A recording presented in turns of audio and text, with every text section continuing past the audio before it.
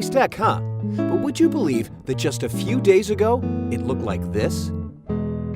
Hi, I'm Jeff Wilson. I'll bet you're a lot like my friends Chris and Angie Pyle. They've got 2 businesses, they've got 2 young children, and they've got 1 deck. A lot of times those deck maintenance projects, they kind of fall through the cracks. So tell us about your deck.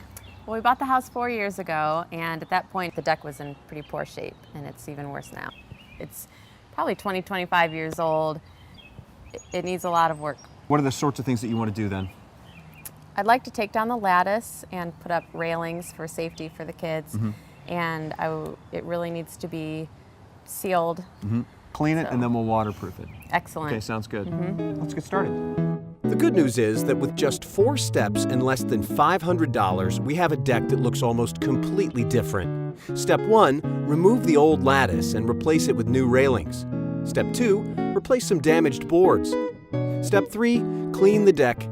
And Step 4, coat the deck with a Thompson's WaterSeal waterproofer that adds color and protects the wood at the same time. But first, let me show you a couple of things. How do you know when your deck needs attention? Well, this deck is giving us some pretty clear signals. First of all, the wood is gray and dirty. And second, the green patches you see are algae. Now, if you see black spots that aren't dirt or oily stains, that can be mildew. Algae and mildew are clues since they grow in the presence of dirt and moisture. Now, to be sure that your wood is still protected against water damage, you should try the splash test. Just sprinkle water on various sections of the wood. If the water absorbs and darkens the wood within, say, 5 seconds, then your deck is porous and is ready to be treated. Now, if the water beads up or otherwise sits on top of the wood, then it doesn't need protection at this time.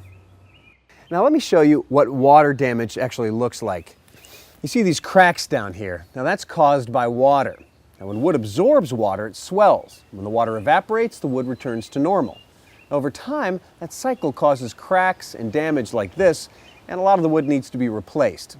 So that's one reason it's important to keep your deck waterproof. So let's start over on the railings and replace some of those boards.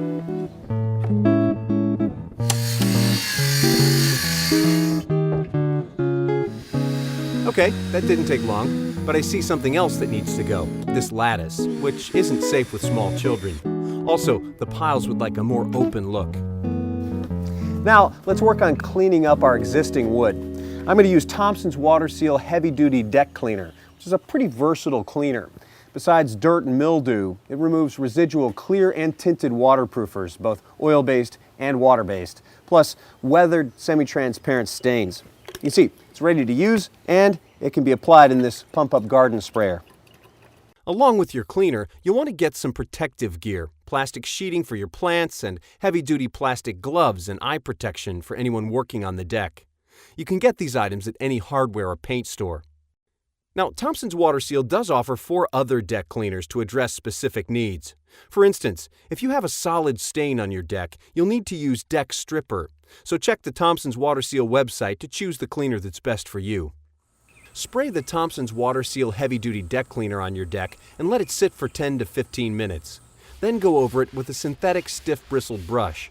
You'll notice I'm cleaning the new wood while I'm at it. That's because new wood can have dirt and mildew that you can't see, so you should always clean new wood before you waterproof it. Now rinse thoroughly, and we're almost done. Now that the wood is clean, our waterproofer can really soak in and give us a beautiful finished look and tough protection. I'm going to use Thompson's WaterSeal Advanced Tinted Wood Protector in sheer nutmeg brown. It should nicely complement the color of the house and let you see the wood grain. Now, one of the great things about this product is that I don't have to wait for the wood to be thoroughly dry before I apply the waterproofer. Just let the wood dry 2 to 4 hours, and then you can apply Thompson's WaterSeal Advanced Tinted Wood Protector the same day that you clean the deck. Now, I'm going to start on the new railings, seating, and the tabletop, applying the product with a brush and a paint pad. Thompson's WaterSeal Advanced Wood Protector provides advanced waterproofing protection that exceeds industry standards ASTM D4446 for waterproofing wood. In fact, a lot of products on the market that call themselves waterproofers fail this test. Thompson's WaterSeal Advanced Wood Protector also contains UV inhibitors to protect against fading, and the coating resists mildew and discoloration.